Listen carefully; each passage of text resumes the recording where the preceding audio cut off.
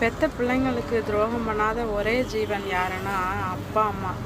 இவங்க 2 பேர் தான் பிள்ளைங்களுக்கு ஒரு துளி துரோகம் கூட பண்ண மாட்டாங்க, ஒரு கெடுதல் நினைக்க மாட்டாங்க என்னைய பொறுத்த வரைக்கும்.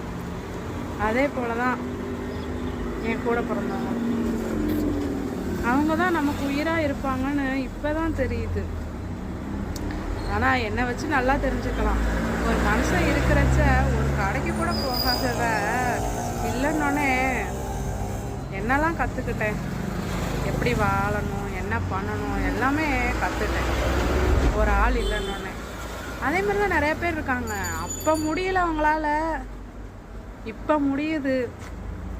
நானும் அப்படி தான், அப்போ முடியல என்னால், இப்போ முடியுது. அது ஒரு இழப்பு இழந்தாதான் அதோடது தெரியும் போல். எனக்குன்னொன்னே எல்லாம் பண்ண தெரியுது.